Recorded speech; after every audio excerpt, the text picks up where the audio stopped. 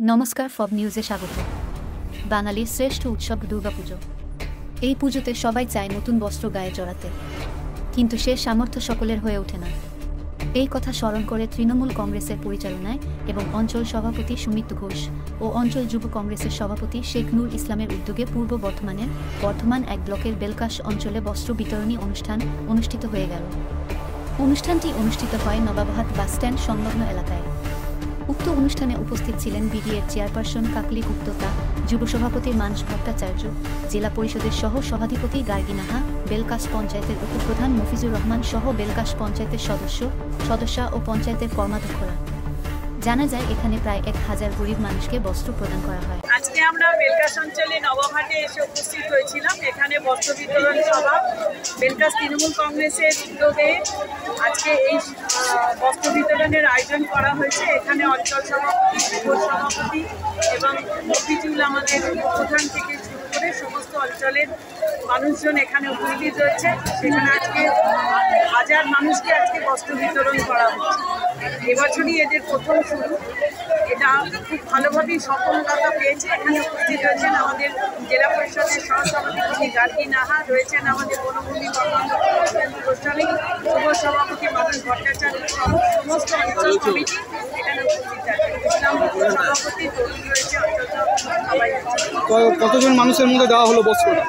1000 মানুষকে দেওয়া হচ্ছে। কেমন বুঝছে, মানে উদ্যোক্তাদেরকে কি জানাবেন এই যে যারা করলেন? দুর্গাপুজোর প্রত্যেককে আমরা শারদীয় শুভেচ্ছা জানালাম। সাবধানতার সঙ্গে পথ অবলম্বন পথ চলতে বলেছি এবং তার সঙ্গে পুজোটা সবার আনন্দে কাটছে। সারা দেশবাসী আনন্দে থাকুক। মাননীয় মুখ্যমন্ত্রী মমতা বন্দ্যোপাধ্যায়ের নির্দেশে আমরা বারবার রক্তদান শিবির যেমন করি, তেমনি পুজোর সময়, ঈদের সময় আমরা বস্ত্র বিতরণ করি। আজকে তারই একটা অঞ্চল কংগ্রেসের উদ্যোগে বস্ত্র বিতরণ অনুষ্ঠান ছিল। আমাদের বাস স্ট্যান্ডের দিকে সেখানে এসেছিলাম। এখানে প্রচুর মানুষ এসে উপস্থিত হয়েছে এই পুজোর নতুন বস্ত্র হাতে তুলে নেওয়ার জন্য। প্রাকৃতিক দুর্যোগ থাকা সত্ত্বেও এবং আমরা প্রত্যেকে উপস্থিত হয়েছিলাম। সাধারণ মানুষকে আমরা পুজোয় ভালো করে আনন্দ করার সাথে সাথে চারপাশ সম্পর্কে একটু সজাগ থাকার জন্য বলেছি, কেননা এই সময় অনেকটা আমরা দেখেছি যে রাতের অন্ধকারে অনেক সময় অনেক ক্ষেত্রে অনেক অসুবিধারও মানুষকে সম্মুখীন হতে হয়। তাই প্রত্যেকে সজাগ থেকে খুব আনন্দ করে পুজো কাটাক, এটাই আমরা প্রত্যেকে বার্তা দিই।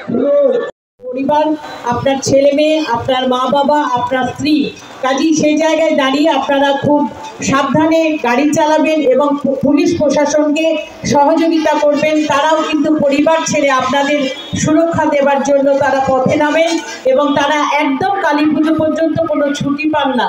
সেই জায়গায় তাদের সহযোগিতা করতে হবে, নিজেরা সাবধানে থাকতে হবে। ঠাকুর দেখতে যখন যাবেন, যে বাচ্চা সঙ্গে থাকবে সেই বাচ্চার পকেটে পুরোপুরি ঠিকানা থাকবে, নাম, বাবার নাম, বয়স, তার কোন এলাকায় বাড়ি, এইটুকু অন্তত লিখে পকেটে ভরে দেবেন, যাতে সে, এবং একটা ফোন নাম্বার, যাতে সেই বাচ্চা যদি কোনোভাবে হাত ছেড়ে চলে যায় আপনাদের যেন কোনো অসুবিধা না হয়, প্রশাসনেরও যেন কোনো অসুবিধা না হয়। আনন্দ করতে গিয়ে বাচ্চার হাত চাপবেন না, এটা আমার প্রথম অনুরোধ। বাচ্চাকে যেন কেউ না কেউ হাতের মধ্যে রাখবেন, যাতে বাচ্চা ছিটকে বেরিয়ে যেতে না পারে এবং পথ হারিয়ে না ফেলে। আমরা জানি মমতা বন্দ্যোপাধ্যায় রূপশ্রী, কন্যাশ্রী থেকে শুরু করে মা দুর্গাদের কতটা শক্তিশালী করে তুলেছেন।